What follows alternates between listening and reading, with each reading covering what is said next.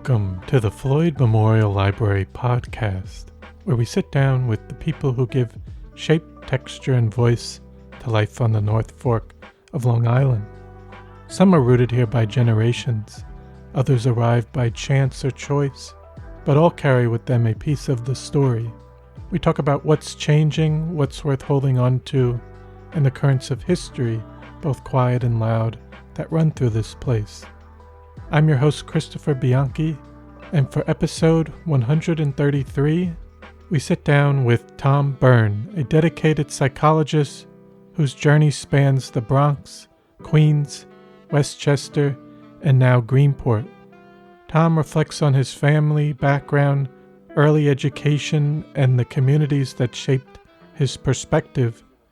Alongside his long career in psychology, including impactful work with SW BOCES, Tom also shares his deep passion for theater and the arts, which has had a meaningful thread throughout his life. We talk about how the field of psychology has changed over the years, what brought him to the North Fork, and how he's become involved in the local Greenport community, both professionally and creatively. So I hope you enjoy episode 133 with Tom Byrne. This episode was recorded May 6, 2025. Thank you so much for coming on the Floyd Memorial Library podcast today. It's really great to have you on today. It's going to be a great pleasure. I've been looking forward to this for a while. Thank you. Thank you.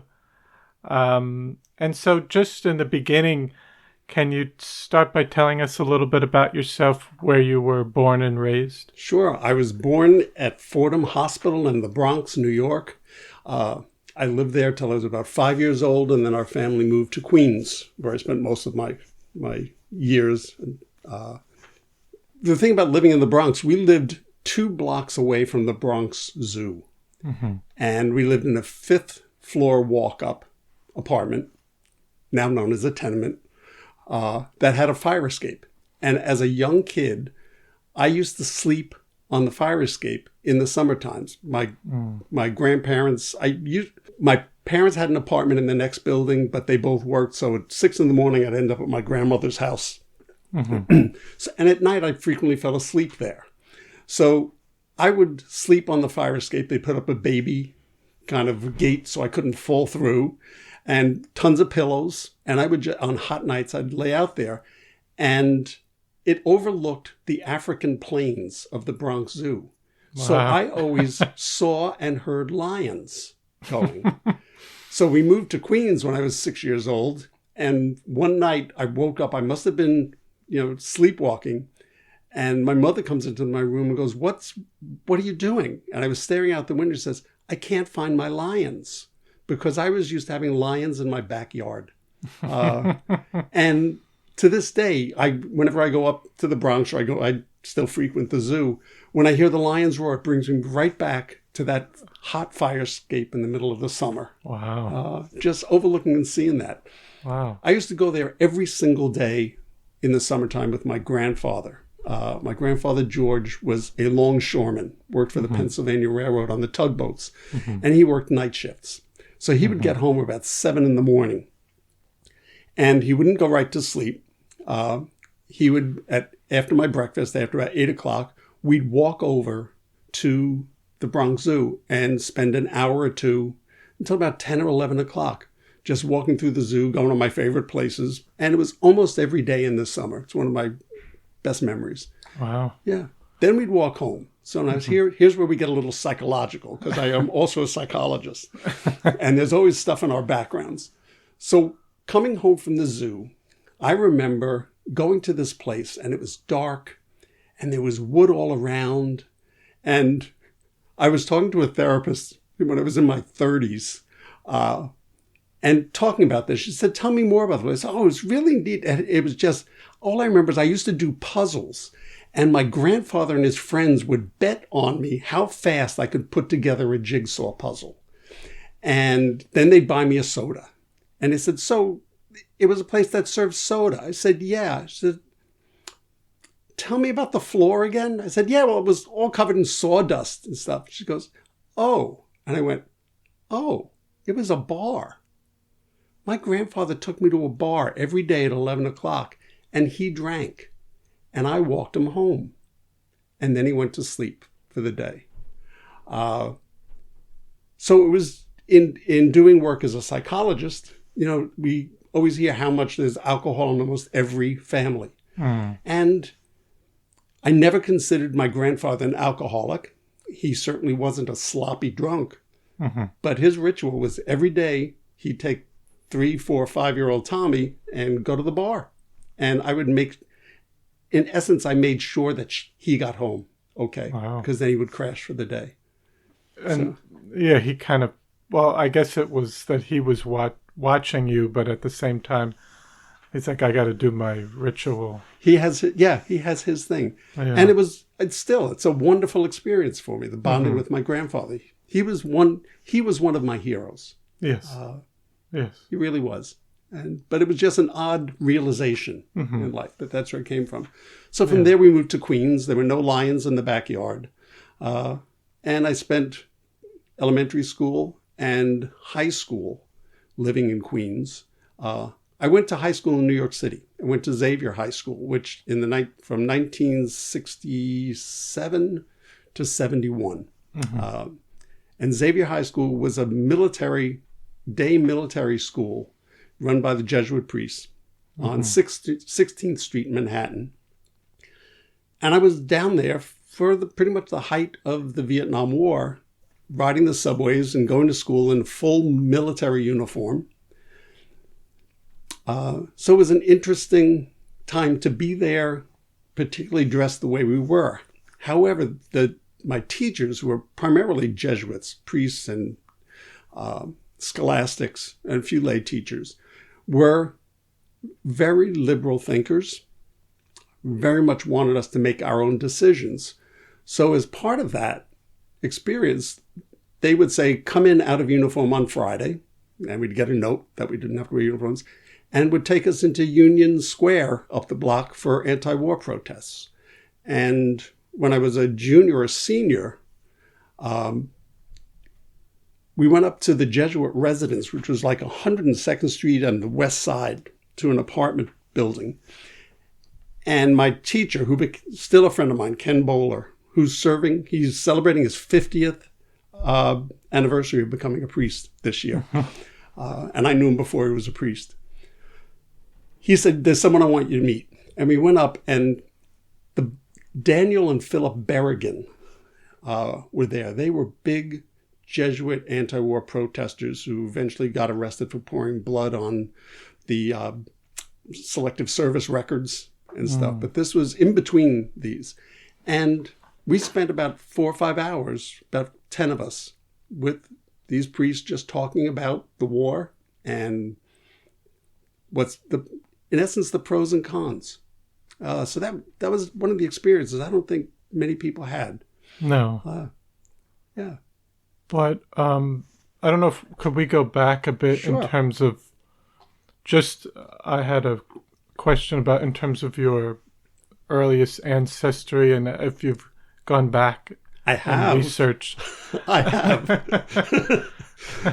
All right. So my great-grandmother Margaret and my grandfather George came to America in 1910 from Hungary, a town called Timisoara, which is now Romania, but it was Hungary back then.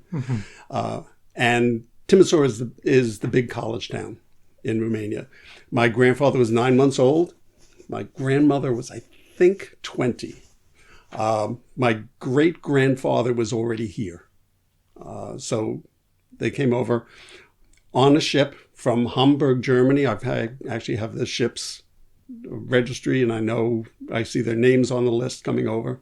So they came from there, moved into Manhattan. My great-grandmother worked in the Triangle building during the day that it caught fire, the famous Triangle fire where so many people just perished and jumped out of the windows. Yeah. She worked on a lower floor, but she told me, I saw my friends jumping out the window. My God. So, yeah, my family's filled with kind of trauma stuff going on, I guess. But my great-grandmother told this story. This is pure family lore this is my mother's side of the family, excuse me, that her great-grandmother, so my great-great-great-grandmother, was a chambermaid in the Habsburg Palace in Vienna, Austria.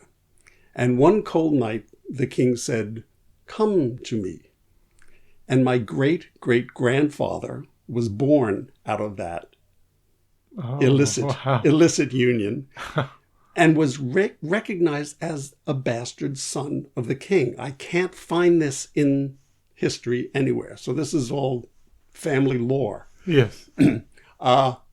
Then the empress, because I think it was the empire at that point, gave birth to a male heir.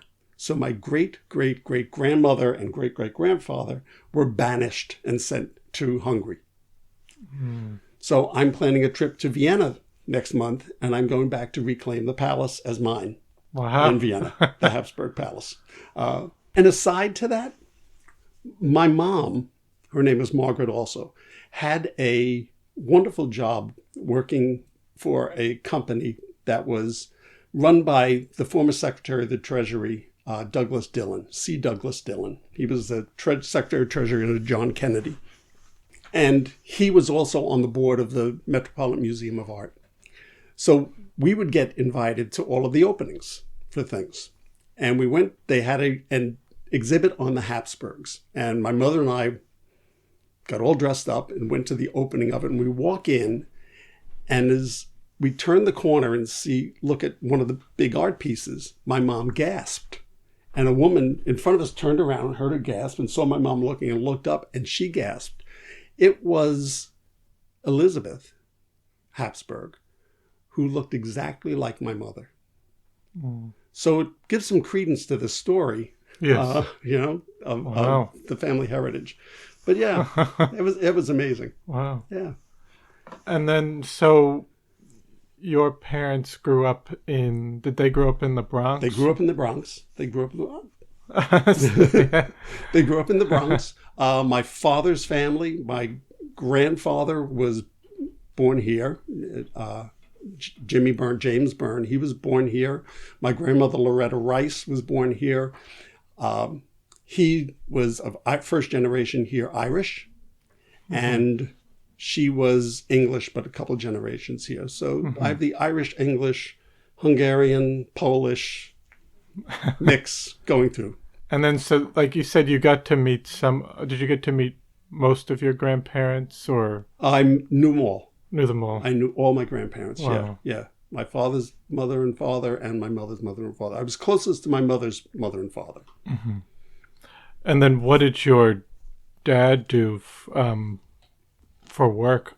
My dad was a jewelry polisher on 47th Street in the Diamond District in New York City. And he polished jewelry. He polished the stones. He also sold stones on the side. When I was older, when my friends were getting engaged, they'd come over and he'd bring the diamonds home. He'd go to one of his friends and contacts, and they'd buy the diamonds from my dad. He did that, but money was tight. So he had a second job. He started out as a local taxi driver for one of the local companies in Queens, but then eventually became a New York City taxi driver. Never had his own cab, went through a fleet, but did that until he was in his mid-60s. Yeah. And well, I'll ask about your mother first. Okay. Was she working as well, or did she worked? She worked. Yep. Initially, she worked in an insurance company in Lower Manhattan. And then when that company moved to California, she was asked to go and move with them. I was in high school at the time, and she said, no, I can't go. Yeah. And so she got another job, and she was working for this firm, United States and Foreign Security. Douglas Dillon is the head of it. She became the president's secretary. Yeah. And kind of office manager for that. And in terms of the move from the Bronx to Queens, was that to get out of the tenements at that time, or did they ever say? I think it was just the time they wanted to go suburban. the schools were going to be better. You know, they moved. I'm the only child. How old were you when you moved? Right before my 7th birthday. I was 6. Oh, okay. I did first grade in the Bronx, and then the rest of my school was here in Queens. Oh, okay. Yeah. And then how was that change for you going from, was that was a more dense environment in the Bronx? In the Bronx. To Queens as a child? You know, no, I love the idea that I had my own backyard. Mm-hmm. And the street we moved on to was full of kids.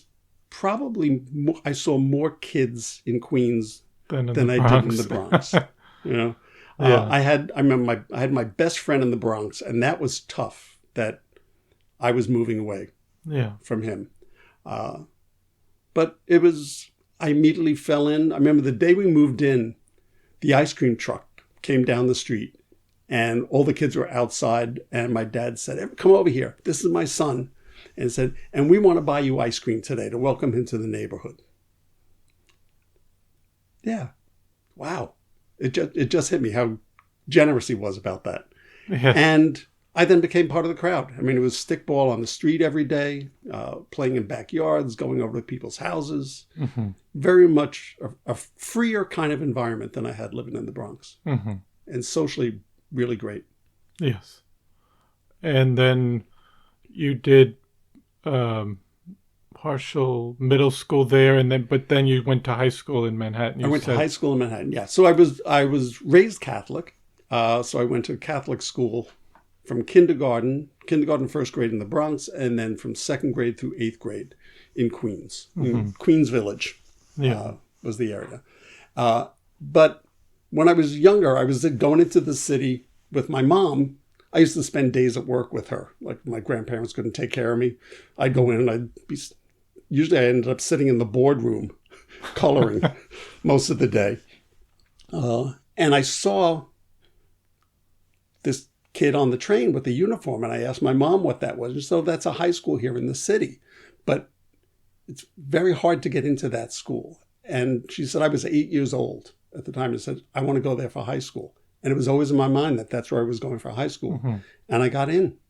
So, and that was one of the greatest experiences of my life, was going there because of the Jesuits that taught, the free thinking that was allowed, being in Greenwich Village in the 1960s with everything that was going on there. Mm-hmm. As a high school student over there. Yeah, as a high school student there. And that was, what years was 67 to 71. Wow. And then I went to college. I continued with the Jesuits. I went to Fordham University back in the Bronx. Yes. And had my experiences up there. But could you even talk about that experience through high school in Greenwich Village? Were there some interesting stories of that time? Well, I remember being harassed a lot in uniform. You know, so it was full military uniforms. Because that was pretty much the height of Bohemian area. And if you walk around in uniform, people will be like, "What are you doing?" Yeah. I remember there was a cartoon in the Village Voice, the newspaper. There was a cartoon with one of our drawing of a cadet from our school, and it's saying, "So, did you study your ABMs, anti-ballistic missiles, instead of ABCs?" You know, that kind of, there were those things. Yeah. I never felt threatened by it. What I really remember is just experiencing the city for the first time. The school, as I said, was traditional Catholic schools, strong religious beliefs, but very open. First time I ever went to theater was with the school, and that theater became a lifelong passion for me. Yeah. So that concerts, they brought opera into my school. First of all, it was all men. It was just male school. But they brought opera in when I was, I have to figure out where I was sitting. I was a sophomore. Mm-hmm. We had different sections to sit in for assembly, so I had to see where in the bleachers I was. And I hated it, absolutely hated it, and thought it was ridiculous. But I was exposed to it. Later on, I came to love opera. In my 30s, it hit me. Was that when you were in high school? Were you leaning more towards the arts in terms of what you enjoyed for classes? Yeah, or I was a lousy athlete, totally uncoordinated for anything. I couldn't dribble a ball and walk at the same time. Yet I was a really good dancer, which was interesting. It never made sense to me. And I think, I was in the band. I was a band geek. I walked in freshman year wanting to play the glockenspiel because I thought I played the piano and I can do that. I can play the glockenspiel. It was already taken, so they made me a clarinet player. So for 4 years, I played clarinet and oboe toward the end. I took oboe up the last year also. So I was involved in the band stuff. That was pretty much my big activity. Although I belonged to something they called Solidarity, which was us going out into the community. And in 2 of the years, I tutored in the local elementary school, tutored kids. So it was always that outreach kind of thing going on. And those were my big activities. Okay. Yeah. And then even, I guess, it could be as a child or in your teens, did you have a role model or someone that you looked up to at that time? Early on, I thought John Provost, who played Timmy in the Lassie series, he was my idol. I wanted to be Timmy. I wanted to have a collie. I ended up having a collie mutt, collie mixed breed. But my grandmother started this with me. She started a scrapbook of Lassie. And I had it going from when I was like 3 years old till I moved, till about 6. And just, we'd go through the newspaper and we'd clip things out and just put it in this book for us. So John Provost, that there could be a kid on stage acting. I guess I always wanted to be an actor. And that this kid was doing it. So that was one. And I mentioned also my grandfather was really a role model and a hero for me. He was hardworking. He was a good, gentle man. Yeah. Yeah. No, but that's interesting with the Lassie character, because some people have mentioned whether it was like the Nancy Drew or the Hardy Boys. Yeah. But no, that's interesting. Yeah, I was always a TV addict. Okay. My grandparents, would sit me in front of the TV and keep me busy. So anything, I was the height of the I Love Lucy stuff and all of that. So I was always in front of the TV as a little kid. What about when did you get, or did you start reading or getting interested in reading some children's books at that time, or was... I was reading since I was about 4. Oh, okay. And I always had books. I remember I had my tonsils out when I was 4. And my mother was reading a book to me, and I think it was one of the Hardy Boy books. I remember coming out of anesthesia and my mom there, and she said, "You're not supposed to talk, so I'm just going to read." And she sat there and read that book. I've loved reading from early on. When I was a kid, there was a Book of the Month Club for kids. So every month we would get an age-appropriate kind of book to read. Yes. And I waited for the mail to come every month to read those. And I don't remember any of the titles, and they weren't, not children's masterpieces or anything, but I loved it. I always had books. Always had shelves of books in my room. Still do. And then, so coming out of high school, you said you were interested in the arts, but what were you really thinking of that you wanted to pursue as a career? I wanted to be a veterinarian. I really loved animals, and I thought I'd want to be a vet. So I majored in biology in college. At Fordham. One of the problems with being a bio major at Fordham is that everybody else was wanting to go to med school, and it was pretty cutthroat.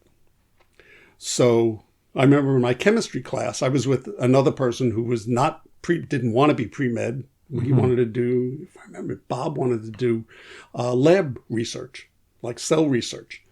And we were in one of our chemistry courses. And someone sabotaged almost every one of our experiments so that we would not get the good grades because it was important for them to have the high grades. So that was a tough lesson for me to learn back then. Although I wanted to be a vet, in the back of my mind, I always wanted to be an actor, an entertainer. And it's still there. I always wanted to do that. So my freshman year in college, I got a call from a friend of mine who went to a small girls' college up in New Rochelle, the College of New Rochelle. Okay. And she said, we're doing a play and we need guys. I'd done a couple of shows when I was in high school. So I went up and didn't really audition for it. You know, I walked on stage. The director said, can you sing a few notes? And I sang a few notes. He says, can you do a few dance steps? He says, all right, you got a part. I was in. And that's where I met this friend, Tana Sibilio, who is a lifelong friend of mine also. Great, great woman. And I did a play there. And then it turned out that most of my social life and activities ended up being at the College of New Rochelle. I did plays there for the 4 years that I was there. Wow. For a year or two after, I directed shows there for them, and would feature in them if there was a part that I couldn't fill. But it was fun. I did a lot of good stuff. And then from then also, while I was in college and just out of college, in college we did a production of You're a Good Man, Charlie Brown. I always did musicals, a couple of straight plays, but mainly musicals. And the director said, I got an offer for us to come and play at this dinner theater nearby. It was a local dinner theater. So you want to join the company? So I actually toured in this show and got paid $30 a performance to play Schroeder in You're a Good Man, Charlie Brown. And I did that for about 2 or 3 years. We'd play nursing homes. One of the big things we did was we went to Cancer Memorial Hospital on the children's wing and performed it in the elevator bays as the doors opened on the floor. We did it and they brought all the kids out and stuff. And that was a great experience. Yeah. But I always wanted to be an actor. Okay. Yeah. And did you like the vaudeville type stuff, even stuff from the early 1900s? The first lead role I ever got in a college production was in a show called No No Nanette, which was a 1920s musical that was revived on Broadway in the early 70s. And this was in about 74, late 60s. I did it about 74. And I got the, quote, juvenile part, the young adult part of Tom, who got to sing Tea for Two and a couple other things. And that was my first. So I love old-time musicals. My vaudeville connection came through my friend June Havoc. In college, I auditioned for a show with my friend Tana called The Love Regatta, written by the actress June Havoc. June Havoc was Gypsy Rose Lee's sister, and any theater people out there who know the show Gypsy, she was Baby June, Dainty Baby June. And we both got parts in this show. It was up at Bridgeport University in Connecticut. And it was a liquid theater performance. So liquid theater was kind of a free-flowing, very loose kind of, it was experiential theater. So, for example, you would come in, the audience would come in one at a time, and they'd be greeted by one of the cast members. So I was one of the hosts, and I would ask them to keep their eyes closed and walk them through a maze. And in different parts of the maze, there would be, perfume. It was the 70s, so a lot of patchouli was used. There'd be perfume. We said, taste this. And they would taste things that'd be a mint or something. And then we would pet people's faces and say, can I touch your arm? And we would touch their arm. So a very sensual experience. And then they would sit on the floor on pillows, and we would do this musical, which was anti-war music and community music and celebration of love kind of thing. So that's when I really said, I decided, well, I don't want to be a vet. And I want to be an actor. So getting out of college, I studied at HB Studios, the Herbert Berghoff Studios down in Greenwich Village. I took acting lessons and speech lessons. I learned to speak deeply for about a year and a half, and would audition for things. Still did a lot of community theater and small little company things, but never anything in New York City. But June Havoc became a lifelong friend of mine. My friend Tana, actually, during the run of our show, The Love Regatta, June's husband died suddenly, had a heart attack.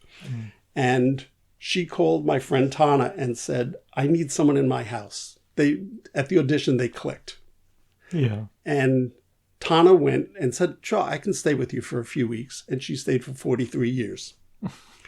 She was her secretary, kept things going. And so my contact with June was also maintained, not just because she and I cared for each other so much. She called me her child of the heart versus her child of the bosom. I didn't come from her body, but I'm in her heart.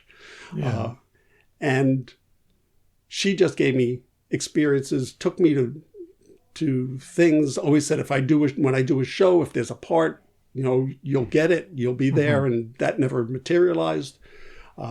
She came to see me when I performed in community theater things, and gave me advice. Her best advice, don't give up the day job.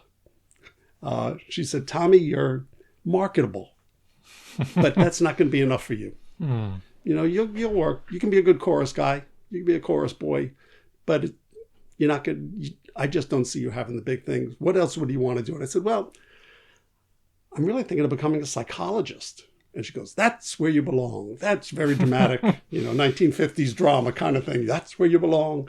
Yes, and I'll send you all my friends. All my friends need therapy and stuff like that. So, yeah. Wow. Yeah, that was a great experience. But I was curious, even with your time at Fordham, that was early 70s? Yeah, 75 I graduated. 50th anniversary this year of graduation. Yeah. But just the environment of New York City at that time, how was that? And people would talk about the Bronx being tough, and it was at that time the Bronx was tough. The South Bronx was on fire. We stayed. Our campus was in this green space, right in the northern part of the county. Yeah. But we would venture out. I mean, one of the first places I went, I guess I was like a sophomore, and I'd heard about Little Italy. Arthur Avenue. Yes. So we'd go to Arthur Avenue, and we would drink at Arthur Avenue, but then we'd go and get spaghetti and stuff for like $2. So we'd go to Arthur Avenue. We'd go up and down Tremont Boulevard, all the shopping there. I really recall mainly just the campus being such a haven for me. But I did live in it. One summer, I was taking summer school courses, and I lived in a dormitory called the Triple Nickel, 555. And it overlooked the White Castle hamburger place on Fordham Road. And my roommates and I would sit in it was suite arrangements. So we'd have a living room, we'd look out the window, and we'd see the drug deals going on. We'd see the knifings happening, just across the street. It was a rough time to be up in the Bronx. But I always felt safe and secure on campus. Yes. Yeah.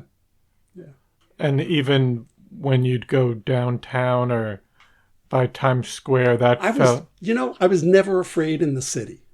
It was like you were used to. I was there from when I was 14 years old. Yes. I'd been in the city, and I had still from high school. A lot of my friends lived in the city, so I'd see them in the city also. We do go all over, go everywhere in the city. Yeah. There's no place we didn't avoid. We didn't feel threatened at all. Perhaps we should have. I was mugged once in the city. I was mugged in Central Park by knife point, but I only had $2 on me, and that's all. It was a kid younger than me, and that's all he got. Yeah. But I realized, all right, this was broad daylight. Went to the zoo with a couple of my friends, and coming out of the park, right there, guy just walked up to us with a knife and said, empty your pockets, and one of you is getting slashed. So we emptied our pockets, kind of thing. Shaking. Yes. Yeah.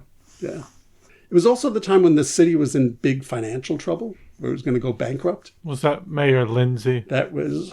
Or even before? Lindsay, or it might have been right after Lindsay. It was 1975, 76 that I remember really big. That might have been Beam. No, he was earlier. Might have been Koch already. Yes. Yeah, might have been Koch. And I remember having a T-shirt that I wore whenever I went into New York City, which said "Save NYC." Whenever I went to acting class, I wore that T-shirt all the time. Mm-hmm. Yeah. And so you went to acting class, and then after that, you mentioned pursuing a career in psychology. What was your... kind of my impetus to get there? Yeah, how did you proceed in that? All right, so back to college. I was a bio major, and I took an elective in psychology my junior year and loved it. Mm-hmm. And realized I didn't want to be a vet. And so I liked psychology, and I thought I would go into animal research because I could combine my vet stuff with that. And so in my the first semester of my junior year, I converted to a double major. So I then had to take 36 credits in psychology. So all my electives for the rest of my college career were psychology courses. Mm-hmm. From there, I got my first job, which was on a small psychiatric unit at St. Francis Hospital in Manhasset, New York, on Long Island. It was a 20-bed unit, and I was hired as a recreation therapist. Now there's licensure for it. There was nothing back then. And what I did was I did arts and crafts stuff. I did exercise. I did yoga things with all the patients, we had. I baked bread with them, went on field trips. So I did all of the therapeutic recreational activities for it. Yes. And while I was there, I met a friend who had just gotten into Hofstra for graduate school. And he started talking to me about it. And I said, gee, I may want to do that. So he said, apply. So I applied, and truly on a stroke of luck, I got in. I applied to Hofstra. I was taking a course there during the summer just so that I could see what it was like. A course in addictions I remember taking, and a course in learning theory. And the first day of class, the director of the program was teaching the learning theory course. She looked over to me, and she knew everybody in class because they were all matriculating students, and there was me. And she came over to me and says, who are you? And I said, I'm Tom Byrne. I just applied for the program. I know not for this year, but for next September. And she gave me this look. She was this really kind of caustic, brilliant woman, Julia Vane, Dr. Julia Vane. She looked at me and said, come to my office after. Where did you go to school? I said, I went to Fordham. Okay, how would you pay for this? I said, I worked for a couple of years. I have some money. I'd probably take student loans. Just come to my office after class. I go to her office and sits down. She has my file in front of her. She got it from the registrar's office. And she said, well, your scores are okay. I want you to retake the GRE test because I'd like it to be a little higher. So take that next time you can. But I don't like empty spaces, and someone dropped out of the program today. Do you want to start today? I went, okay. And that's how, it was really stroke of luck that I was there the day that someone dropped out. Wow. And she became my mentor while I was there. Great lady. Yeah. And that's how I got into it. It was a school psychology program primarily. But in my second year, it also split into a clinical and school. So again, I did a double major and got my degree in clinical and school psychology. Okay. Yeah. And what were you thinking coming out of school? Were there opportunities? Coming out of graduate school? Coming out of graduate school. I was still thinking of being an actor because my mother kept saying, you can do whatever you want, but get a degree. So first was the bachelor's. And then I was taking the course, and she says, well, when you finish your doctorate, if you still want to be an actor, you have the degree to fall back on. So I was in the back of my mind. And I was touring in that company, the You're a Good Man, Charlie Brown, my first year in grad school also. So I still wanted to be an actor, but I applied for a job as school psychologist for Southern Westchester BOCES, Board of Cooperative Educational Services, and I got a job as a special ed psychologist with them and stayed there for 30 years. Phenomenal career there. Yes. Absolutely. Loved it. Loved it. But were you also, for that graduate school, that was at Hofstra? Yeah. Oh, okay. That was at Hofstra. In my third year, I was made the director of their learning disabilities program, which means I had to supervise other students, do all of the technical work to run this Saturday program we had for learning disabled students. So I did that for the 2 years while I was there, last few years. And then now, so you're at Southwest BOCES. Southwest BOCES. Yeah, southern Westchester County. Yeah. Okay. For over 30 years. Wow. Yeah. And what did that job entail? Or did you have a wide range of things? I had a wide range of things. When I was hired to work in a program for children with cognitive deficiencies. And they were trying something new. It was called the Experiential Learning Program. And we had a classroom set up in a shopping mall in White Plains, New York, a small mall there.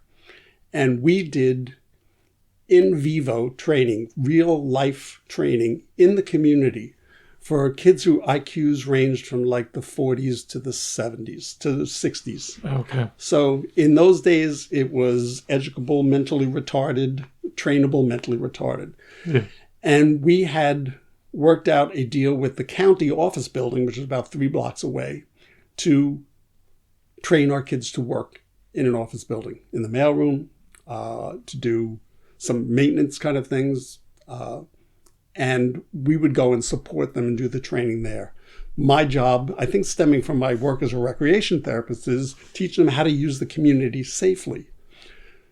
So one of the first things we did, we decided, let's take the kids to the big mall, which was 2 blocks away, the Galleria shopping mall. And they had a food court. So we were going to teach them, how do you order food at a restaurant? How do you deal with money? It was all practical learning, experiential learning, practical things. And we go, leave the building, we get to the first thing, and the kids just walk across this busy street and didn't stop and didn't look at the lights. And we said, we got to back up. So we set up something on the roof of the mall, and I had my car. We put up traffic cones, and we made streets, and we had signs that were red light and stuff. And we taught the kids, when you stop, you look at the light, and if it's this color, you wait. If it's this color. Didn't take long to get that in, but I would be driving around in my car on the roof, and as the kids were coming, I would like swerve toward them. And the teacher would say, do you see a car? Oh, and it was that kind of thing. So it was really a hands-on. After about, I'd say, a month of doing the training on the roof, our kids could all cross the street independently, looking both ways. I mean, we built a routine for them. Yeah. So that was great. That was the first few years of my career there. Just getting students out in society and out in society and contributing to society, being it and teaching independence. So that was a really good experience. Not only in that site, I then consulted all of our classes were in regular school buildings, public school buildings. So we would have a class for students, and I would work on integrating them into activities in the building, doing education for the students in the building as to what the disabilities of these children are. Some of the children had autism, so they would be self-stimming and things, and I would just try to make kids feel comfortable and know what that was. Then I was the psychologist for the preschool program from age 3 to 5. Wow. And mainly I did assessments. I did psychological assessments. And we did an early intervention model with the kids. So I did hundreds of assessments of children coming in, and that's when I really got interested in autism, because about a third of the kids that came into our program had some sign of the autistic spectrum disorder, and wide ranges. And we served classes that would meet, depending on the level of severity of the disorder, that level of service would get to the kids. Okay. And did that for 7 years. But the highlight was the last 15 years of my career. I was there's a St. Vincent's Hospital in Westchester County. It's in Harrison, New York, is a psychiatric drug treatment hospital. And we were able to negotiate a rental of a building there where we could provide the educational components for severely psychiatrically and behaviorally impaired kids. During the school day, they would come from home. They were not hospital patients. They would come from home to us. But because of our being on site, we were able to get the kids psychotherapy and medication management during the course of the school day, and the support of the psychiatric team in the hospital if there were any crises. And it was rough. It was an incredibly rough program, particularly the first couple of years.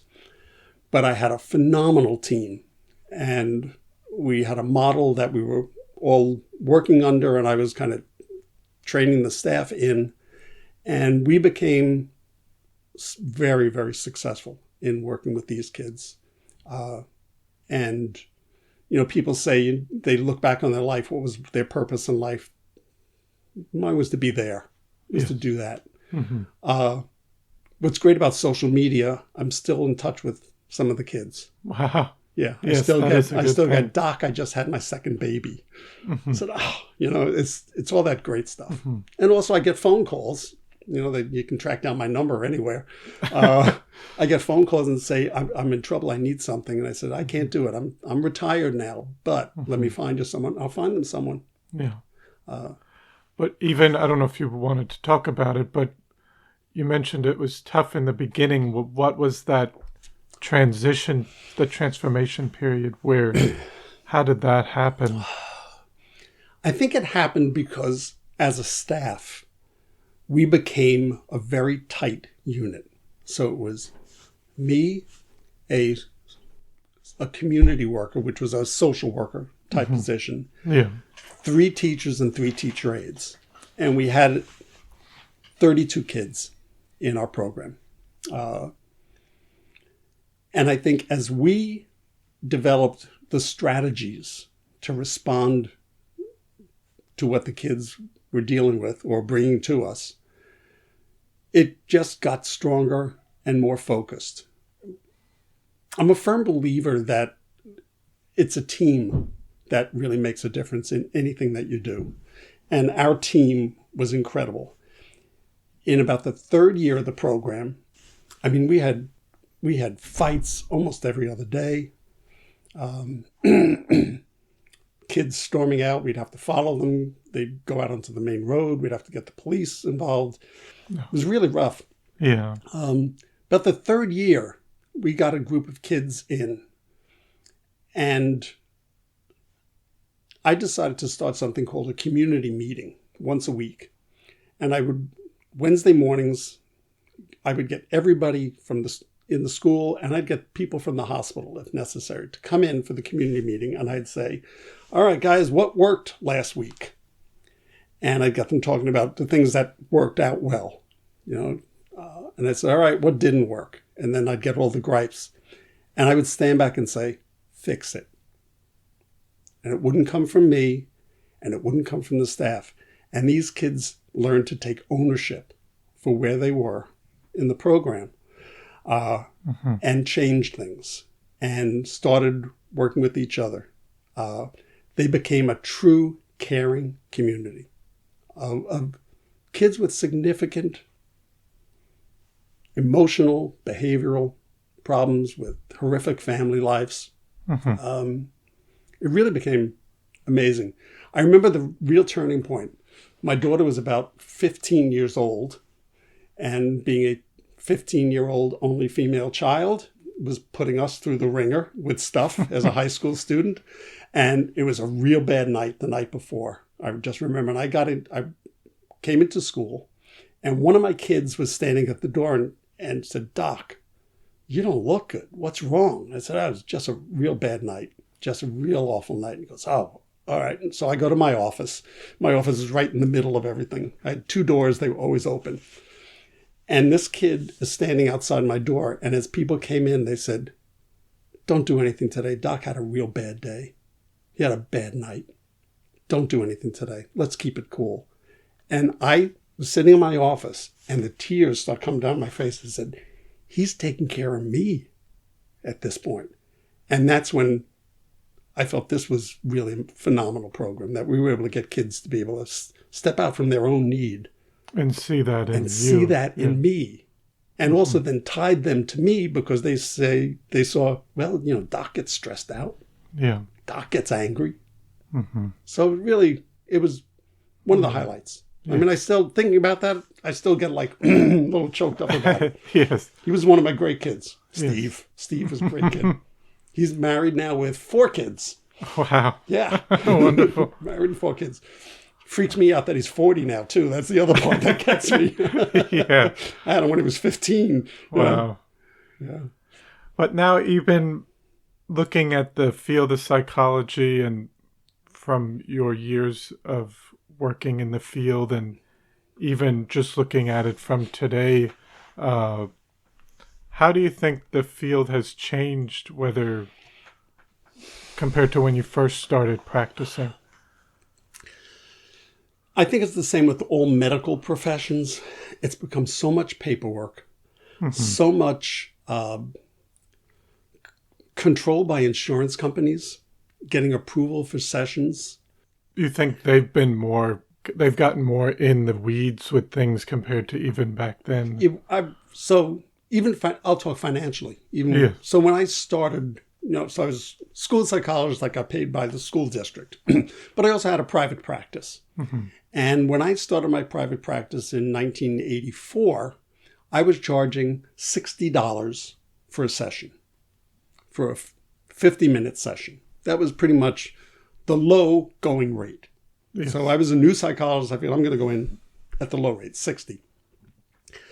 When I finally gave up my private practice, which was about 20 years ago or more, the insurance companies were willing to pay me $75 for a session, where the going rate was over 200 something a session.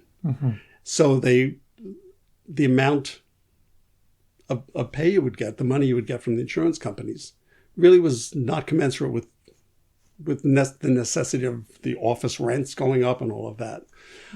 Also interfering on how many times you could see a patient.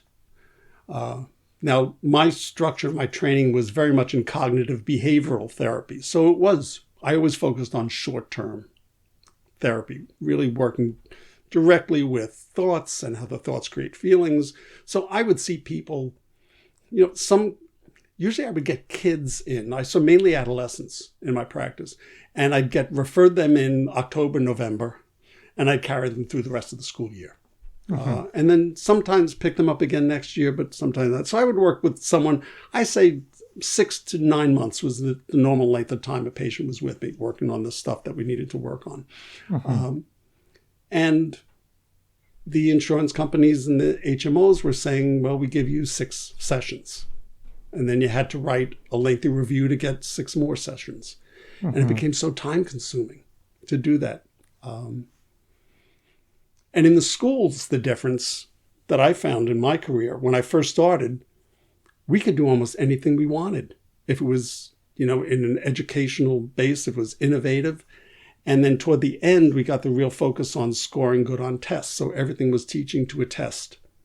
And so I couldn't do some of the stuff that I wanted to do because they said, no, you have to focus on this. No, you have to do this. Yeah. Unfortunate. Like when the first couple of years that we had this program at St. Vincent's Hospital, I had 3 teachers, but we had 4 ages of kids, for freshman, sophomore, junior, senior. The freshmen had nothing to do 1 period a day. And these kids could not be idle 1 period a day, could not have a study hall. It didn't work. So I said, all right, I love movies. I'm going to do a movie course. And it's going to be under English, because it'll be an exploration of the arts and cinema. And so I would pick movies that had a psychological bent to them and would show them to the kids. I had about 6 or 7 kids. And we'd sit in my office. I had a couch and a couple of chairs. And we'd just watch a movie. And we would talk about, initially I would talk about how the movie's made. So the first movie I ever showed was Speed, the Keanu Reeves, Yes. Sandra Bullock thing. Yeah. And the opening sequence is an elevator, and you hear this booming in the background, and it's like a heartbeat. And you're not really aware of it. It gets faster. And so I let them go, and I said, all right, everybody, take your pulse. And I told them to take their pulse, and did it. It says, what's happening? And all their pulses were in sync with the beat of the movie. I said, that's a movie technique. They're getting you ready. And it was increasing. And then the chase scene started. Yes. So we did that. We spoke about music. And then we got into the issues of things. And, the last movie of the semester I always showed was Ordinary People, which was depression and suicide. Yes. And it was amazing. And kids then would start saying, yeah, well, like the kid in the movie, that happens at my house sometimes. And it was like a breakthrough for me to get them into the psychological mode to work in therapy with me. So really, and I love doing it. I love movies. And then I had one other question about the psychology before we get to Greenport. Sure. Well, it's more just with not just maybe how people view different symptoms within psychology from then to today, but just looking at, because you worked with a lot of youth, and looking at the youth today and how people might talk about the youth, whether with how is this generation growing up, whether because of COVID, or people write about the anxious generation and we have more technology today. Yeah. How is that affecting our youth, and autism and other things like that, how we discuss it today? I don't know if you see how our society is progressing in that way, and are we diagnosing more people earlier and other things like that? Well, so let's stick with two topics. Yes. One is autism. I think there's a greater increase in neurodiversity, that there is a wide range of so-called autistic behavior. No one's autistic. It's a spectrum disorder. And I don't believe it is overdiagnosed, but many people who have a diagnosis of spectrum disorder would not have been diagnosed with autism in the past. Like in the 80s or 90s. Like in the 80s or 90s. They would not have. Back then, autism was children with self-stimming, who couldn't look you in the eye, who didn't have language. So I think there's the diagnosis of autism, the criteria necessary has broadened quite a bit to include more. The other one, the real surge I see is ADHD. Yes. Attention deficit hyperactive disorder. Everybody's got that now. Everyone has a short attention span. Everyone has a short attention span, which some studies show is based on the MTV generation of the 80s and 90s, those short blurbs, the instant gratification with cell phones. Yes, everything's within 60 minutes, or there's maybe less people reading, and can people really watch a full movie nowadays? And so interesting you mentioned that, because my wife and I were want to watch a movie on TV, and we'll look and we'll go, it's 2.5 hours long. It's like, how can we 2.5 hour movie? It's kind of, we're kind of out of that sync too. We want our movies done in 90 minutes, or we want a series that half-hour segments that are 10 episodes, fine. 1 hour segments, fine. You can binge those. I don't want to watch 2 hour and 30 I don't want to minutes. sit there for 2 hours, 2.5 hours, watching a movie. Yeah. I think if I were still in practice, I'd really be focusing on, people are calling it the social isolation of always having the cell phone with you and stuff. But I also see it as community. I see it as a level of connection that we never had. We had it. It was very much face to face when I was practicing in our youth. But now you have a whole community out there. I think some of the problems is the safeguards that are not in place there. And you really don't know who that person you're chatting with or it's commenting, you really don't know who they are. and the influencers kind of thing. Yes. I think that's a real issue. Yes. And I'm sure if I was in practice, I'd have to be dealing with that quite a bit. Definitely. No, it's a challenge. It's tough, but Yeah. it's interesting to see how things have changed or evolved in that way. But that's the word, evolve. Yeah.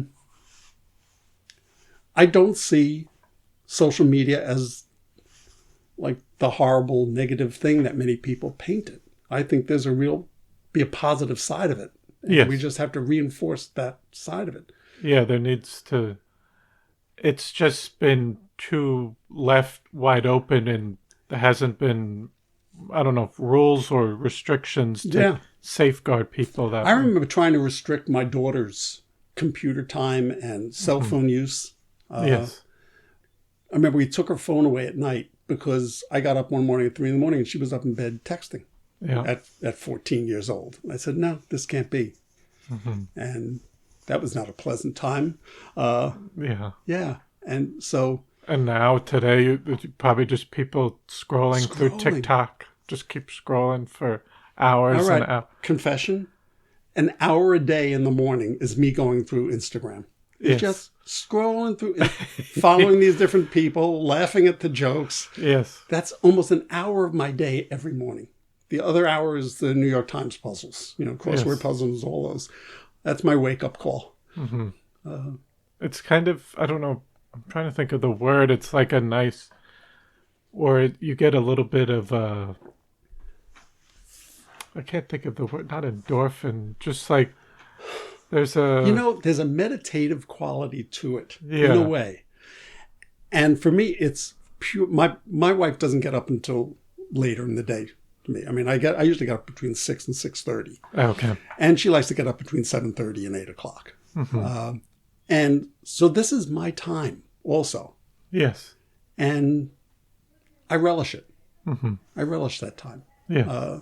And I do that. I can be selfish sometimes about stuff, about my time. And I Yeah. tend to take care of myself. I try, if I'm feeling stressed, I'll just say, Take time. Take time, go out, sit and breathe, meditation kind of thing. Yes. So. And then now, so to get to the North Fork, Told you, full life I've had. yeah. But even before we get to when you came out to the North Fork, was there, even when you were growing up in Queens, I usually ask people, would you vacation out on the North Fork or South Fork at all? Never. Never coming out this My way. great-grandmother bought a farm in New Jersey. Now, we called it the farm. It was 1 acre. We had chickens, and she planted lettuce to feed the chickens and stuff. And that's where I would go for many of my summers. When my family got a car in 1963, that was our first car, we did a road trip to Canada. We didn't go, like, vacation much. Okay. I don't recall that. We never came out to the North Fork. I mean, we went out to Montauk Point once for an overnight trip Yes. when I was a kid. But no, we didn't do vacations. So how did you come to see the North Fork or come out here? So in graduate school, I met a woman who became a friend, Jean Mulligan, who lived on the street that we live on now, Bayview Avenue on the Oshamamek.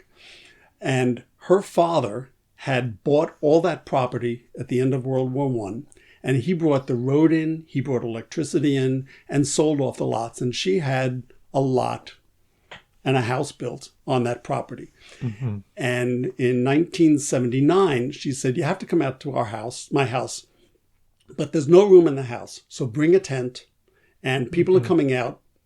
So bring a tent and sleep over for the weekend. So I came, bought a tent, and there were about 10 tents set up on her lawn of family, other graduate student friends and stuff. And we used to come out here several times during the summer. One of the big events was called the Oshamamek Navy. So the Oshamamek Pond is what the house is on. Her father bought the property and did not allow the kids to go down to the water unless they were a member of the Arshamamic Navy, which he created in 1948. And to be in the Navy, you had to be able to swim across the pond and back. You could wear wings on your arms, but you had to be able to go across. And there was an initiation every year for join the Navy. It turned into, in the 80s, a wild party with family, friends, little kids. Granny and Grandpa were there doing it. And it was a great party. In the Arshamamic Navy celebration, there was King Neptune would come out of the sea in full costume covered in seaweed, and we'd have initiation rites of walking the plank and all this great fun stuff. So that was my introduction to the North Fork. It was also at a time when you never left the property. Greenport was kind of sketchy in the late 70s. You didn't really come over to Greenport? Never went to Greenport, never went into Southold. We just stayed. Was it just even coming out here, it was kind of just open farms, similar? It was still all cauliflower and potatoes when we were first coming out here. And it was awful when you were coming out hoping to get here and you got stuck behind one of the potato trucks yes. that would go so slowly on the North Road. Yeah, I remember driving through Riverhead. There was not one mall. There was nothing in Riverhead. There was the raceway, and that's all there was. There were no malls. So that was my intro here. Okay. Yeah. And so I was coming here for more than 10 years, off and on, every summer, just staying in my tent until I got married and we had a child. And if you had a baby, you could move inside. So we had the youngest baby and we moved inside, but I was lying out on the chaise lounge on it. And I think it was July. Yeah, I think it was July. In the sun, reading the Sunday newspaper. And back then it was the Traveler Watchman. We had the Traveler Watchman and the Suffolk Times. And I was reading the Traveler Watchman. And I said out loud, I said, some guy named Old Man Hassett just died. And my friend said, he's this eccentric plumber who owns 14 houses out here and he lives in his truck. In fact, he owns the house at the end of the street and it's rented to this woman. And I stood up and I walked down the street, knocked on the door. I said, do you have the name of the lawyer who's handling Mr. Hassett's estate? And she said, they were just here and they gave me their card. Here it is. The next morning I woke up and I called the office and I put a bid on the house. I didn't even get inside the house. And it's a real little bungalow shack kind of thing. And I put a bid in for the house. And they got back to me that afternoon and said, I'm sorry, it's not enough. And I said, how much more are we talking? And they said, $2,000. I said, okay. Then I had to go home and tell my wife that I bought a house, that I wanted to buy a house. And she was panicked. Veronica is very fiscally conservative, but I said, we want to be here. We want a summer house. And that's what it was going to be for those years. So we bought it in 1993 and we were the summer people. And because we were in schools, we had summers off. So we were full-time during the summer. Okay. For the early years of my daughter's life. And then once she hit teenage years, she didn't want to come out, or we'd bring friends out every couple of weekends. And then we would come out for day trips, mostly then. And we moved full-time out here in 2016. So almost 10 years full-time out here. Okay. I retired from working in the schools in 2012. I did my 30 years. Finished in 2012, and my wife said, you're much too young to be retired. You got to find a job. So I was looking through the psychology journals and stuff, and I saw this thing. They were looking for someone to work in geriatrics. And I looked at a name, and I said, I know that name.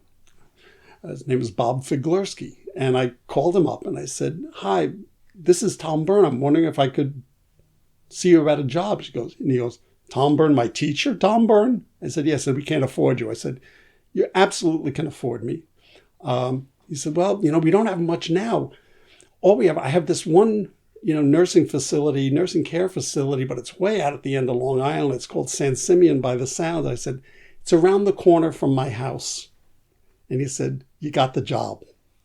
So I worked at San Simeon part-time as a consulting psychologist for 7 years. Retired from them right before COVID. So 2019, I retired for them. And so I was living here 3 days a week, or I was living here 2 days a week and then driving home on Thursday night and coming back out on Friday for the weekend. Mm-hmm. So I was here almost 5 days a week, 4 or 5 days a week at that point. Still Nassau County at our house until we sold that 2016, moved out full time here. Mm. And I guess just seeing from your time coming out here full time to even today, it's almost been 10 years. Yeah.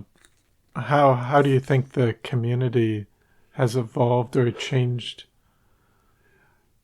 One of the biggest changes for me occurred when I first came out here to work in San Simeon, because I was here midweek.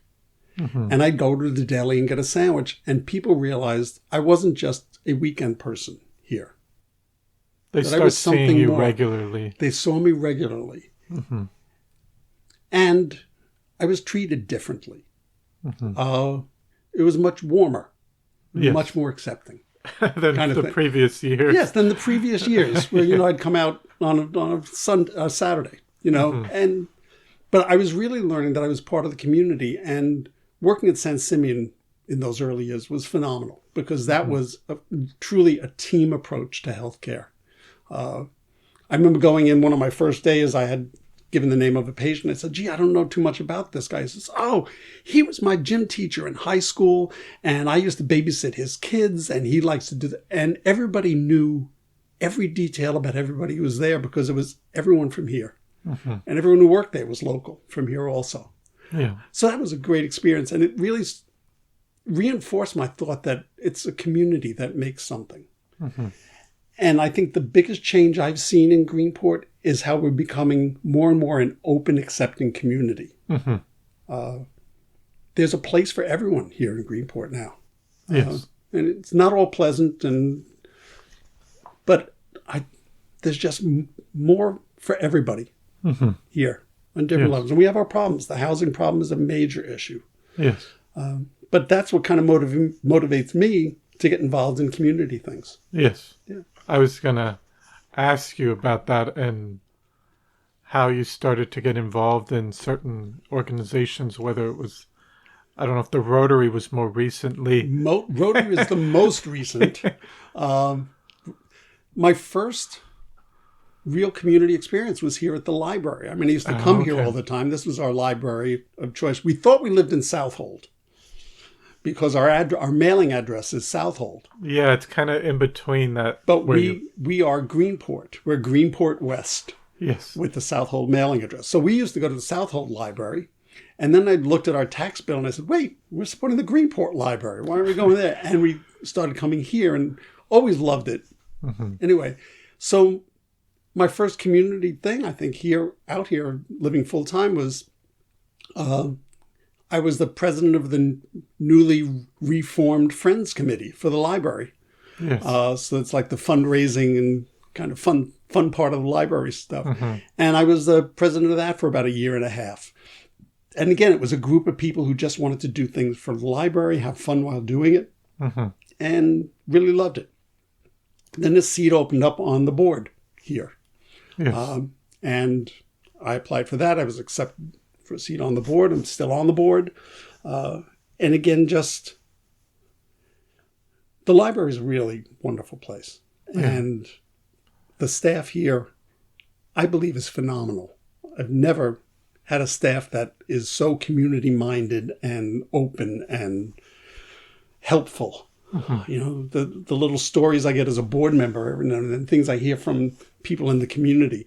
I have a little badge that says trustee, and whenever there's an event here at the library, I wear it, and people go, oh, you're a trustee. I want to tell you about this. And all it is people singing praises of the staff. Yes. All the time. So that's really great. Yeah. I recently, a couple of years ago, I started working at Common Ground, which is the Trieber farm on the North Road, Peter Trieber donated a section of land and built raised beds. And we grow vegetables to give to food pantries in the area. And at this point, Cass pretty much receives all of it. But it's thriving at this point. We put the new crops in, and it's looking great. Going to have a great year this year. Yeah. I then most recently joined the Rotary out here. My friend Michael is treasurer of the Rotary, and he said, I think you'd like this. And I went to a few meetings and said, yeah, this is fun. And what drew me to them is the community involvement and care.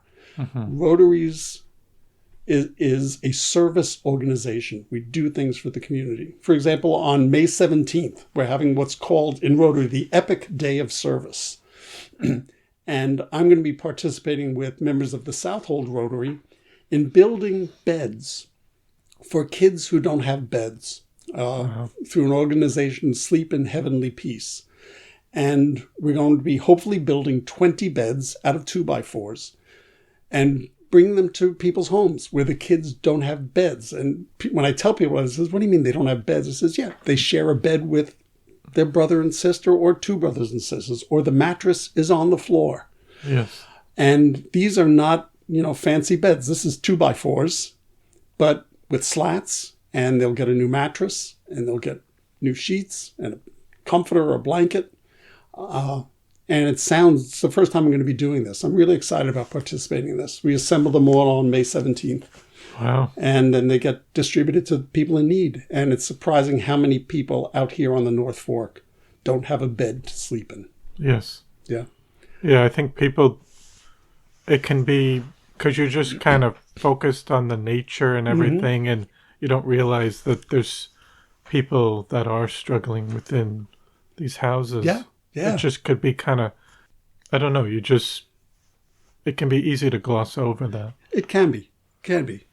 And I think you mentioned our environment. It's beautiful out here. It's beautiful out here. And the things that Southold Town is doing to preserve that, I'm very, very much involved in. Recently joined the newly formed Greenport Civic Association. My friends are laughing at me all the time because they say, you are the busiest person I know. And I said, yeah, and I couldn't have done any of this while I was working. And I like to keep busy, and I like to give back. I like, and I just enjoy it. Yes. Yeah. And then you're also involved in is it the Cranky Old Men? I am book club. A member of the Cranky Old Man Book Club, which is run out of Scott Rawson's Burton's Bookstore in town. It's a group of 7 of us get together. Scott is the baby in the group. He's the youngster for us. Most of us are in our 70s, early 80s, and we read a book. We get together once a month, pick a title. We like to read new authors if we can, or early works, and we read a wide range of materials. We don't do any nonfiction. Mainly we go for novels, and it's just an interesting group. Many of them are longtime Greenport fixtures. That you've interviewed. I know. Yes. Yeah. And it's funny. It's one of my favorite social outlets of the month for me. I love getting together with the guys. We go to each other's house. We rotate homes. I love to cook is one of my things. So whenever we read a book, I find out what the culinary thing for that book is, and I make it. So, wow. So we just read a book called The Sons of Sun Ray or something, which was about the Mexican wrestling. Yes. So we had a taco bar when meeting was at my house, it was all taco bars kind of things. Nice. We read a book set in Chinatown, so it was Chinese food that night. So it's a great group. It's just the camaraderie that I have with this group of men I've never had a camaraderie with a group of men like this. It's just a wonderful group of guys. And then what about, you also started the Classic Book Club at the library? I did. So I was online during the pandemic or toward the end of the pandemic, and I got an email from the 92nd Street Y in New York City saying, how many times have you tried to read Ulysses? And I said, I've tried to read Ulysses like 4 times, and I never got past like 50, 60 pages. And they said, well, you're like the rest of us. We didn't get through it.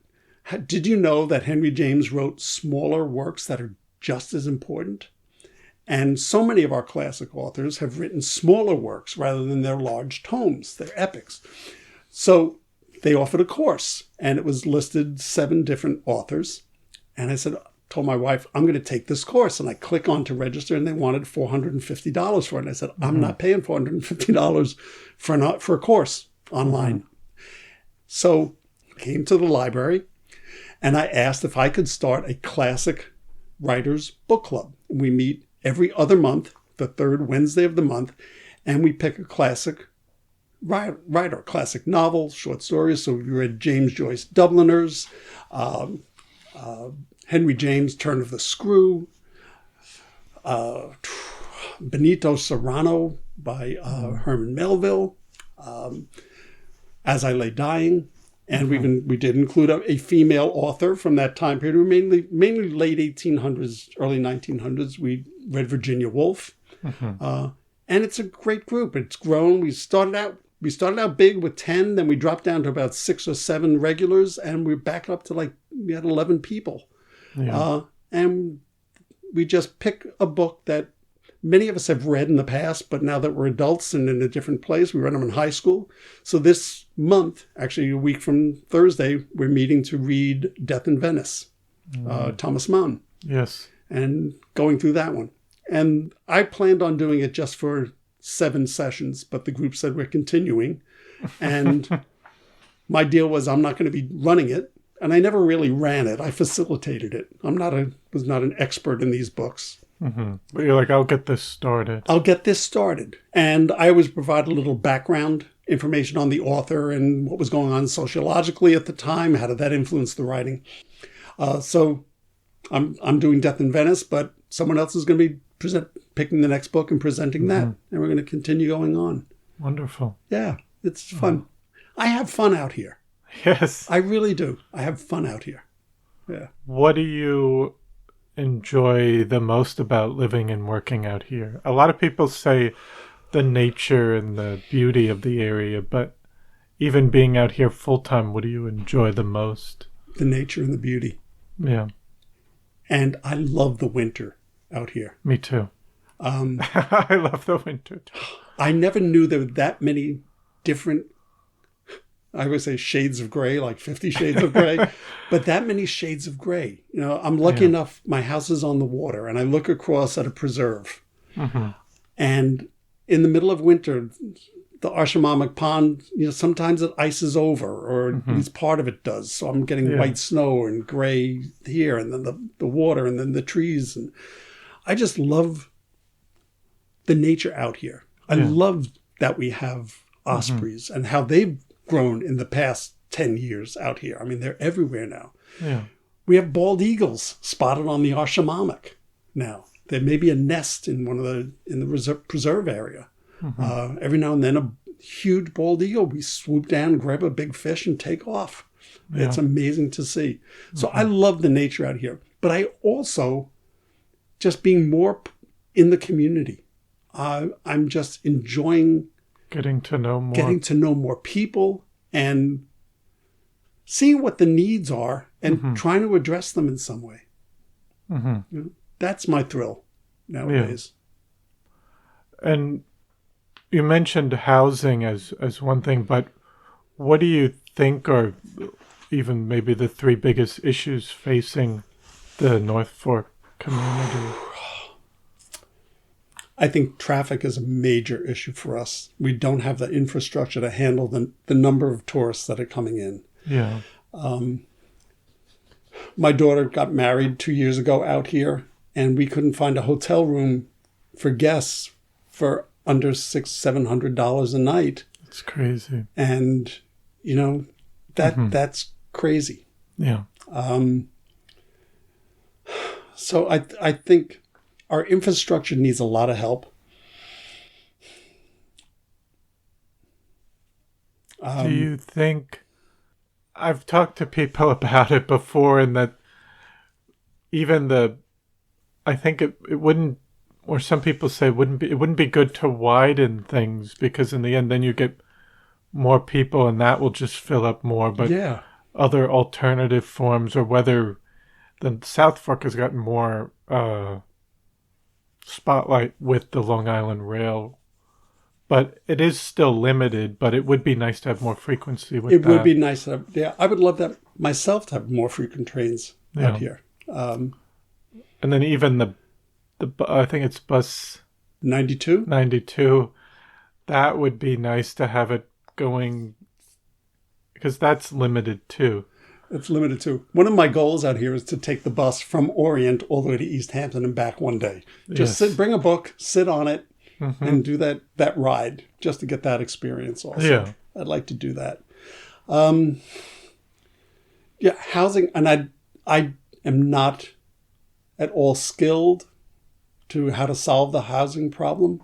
But it's significant. I mean, I see a lot of our people who are working here, a lot of our migrant people are living in conditions that no one should live in, even if they're here just for a summer. Yes.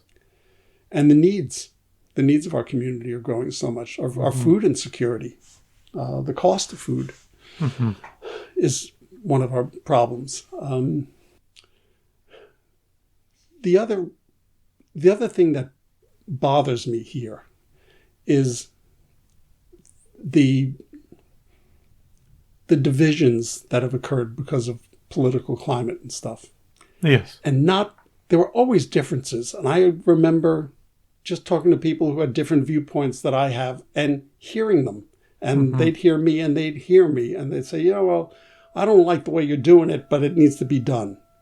I'm finding that gone now. It's definitely I changed. think it's really changed. And I think it's even at the level of our small village government. It's in there too. It's not just on the federal level. Yeah. It's here. It's all around. Which may be another one of my Rotary projects. Rotary is dedicated to peace. And I think we may need to start doing some peace work here at home. Yeah.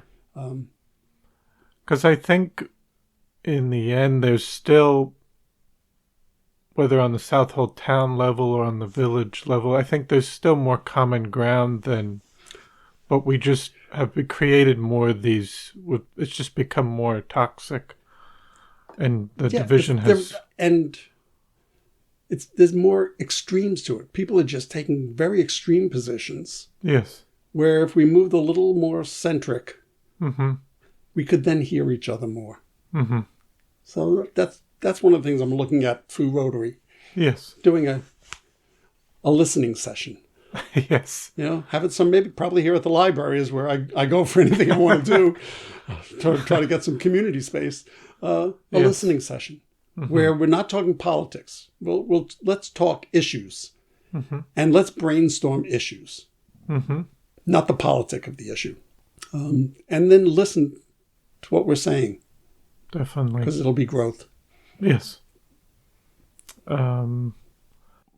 What advice would you give someone considering a career in psychology? Today? I think a psychologist today needs more refined skills in technology than I had in my practice. I could not be a psychologist on Zoom. I couldn't do that. I need to be in the room with the person. And so many of my colleagues are primarily working on Zoom now. And I just, I couldn't do that. So I think if you go, and I think Zoom is the way it's going to go. I think you need to have an ease, and I think there probably needs to be training in conducting therapy online. I really think there needs to be training. I also think there needs to be some safeguards put in there also. Yes. There's licensing issues and stuff like that. Yes. But that I would still suggest someone who wanted to enter the field of psychology to go into school psychology. It was so rewarding for me. You can make an impact from early on through high school years. I would think school psychology is the way to go. Mm-hmm. Yes. Yeah, it's an accessible field. I think there's always going to be a need. I don't think it's a position that's going to be cut. Mm-hmm. Yeah, that's true. Yeah. And then I think I don't know if we talked about the musical part with what you were interested in, but did you talk about the Village People? I did not. All right. I don't know if you wanted to touch I will. No, because that's part of the great experiences of my life. So I had mentioned that I made friends with June Havoc, the actress, and she did a movie in the late 70s, I think it was, called Can't Stop the Music, which was the Village People movie. Mm-hmm. Bruce Jenner was in that movie. So June, one of the highlights, June knew I was, stage-struck kid. So I was maybe I was 21, maybe I was 22 when that film came out, 22 or 23, somewhere around there. Mm-hmm.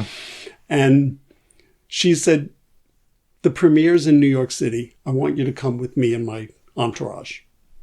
And I said, oh, that'd be great. So I got dressed up and she said, meet me at the Plaza Hotel. And went to the Plaza Hotel. And there was about, 8 of her friends. We were there and I knew everybody was there. She said, all right, it's time to go. They sent us 2 limousines. So come down. And she said, Tommy, I was always Tommy, ride in the limousine with me. I said, okay. So I go in and we pull up in front of the Ziegfeld movie theater on like 50th or 53rd, this big movie theater. And it was a Hollywood premiere. The Klieg lights, those big lights are going through the sky. There's crowds of people and everything. And June looked over to me and said, I want you to go out first. And I opened the door and it was all the cameras going. And I just turned to look her and she goes, you'll thank me later.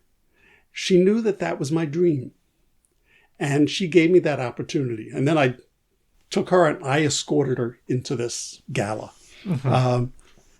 So a couple of years later, she had bought a small town in Connecticut, in Western Connecticut, called Cannon Crossing. It was an old little mill town with like stores and shops that had fallen into disrepair. And she mortgaged everything she could possibly mortgage and bought this town and then restored it.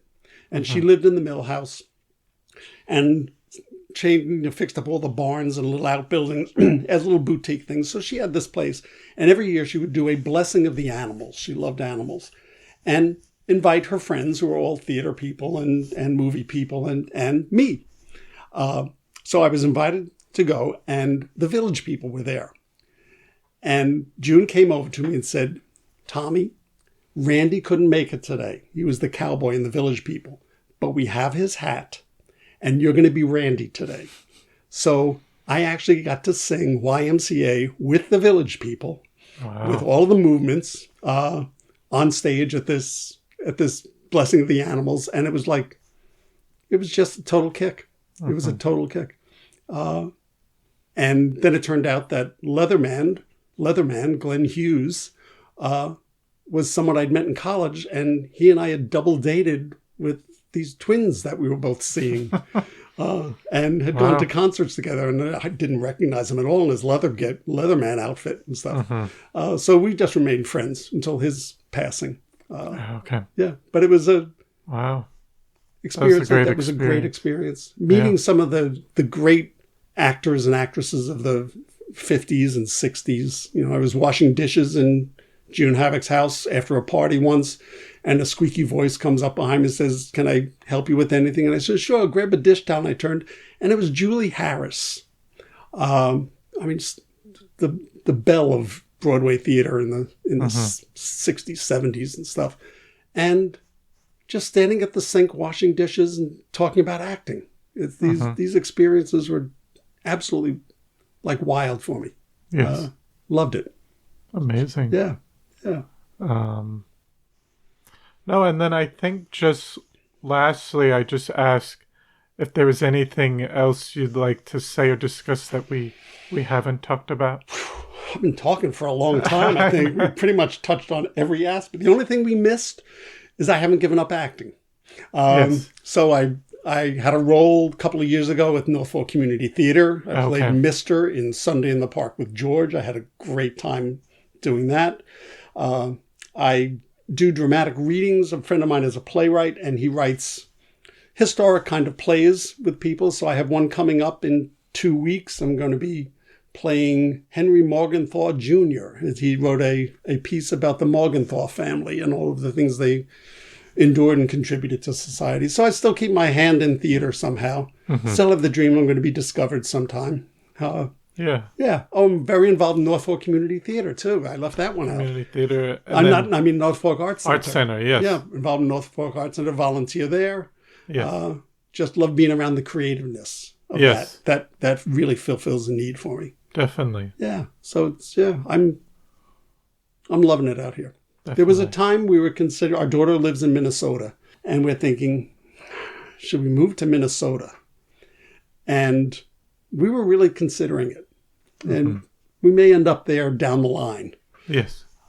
But our daughter said, no, you can't come here. You love Greenport.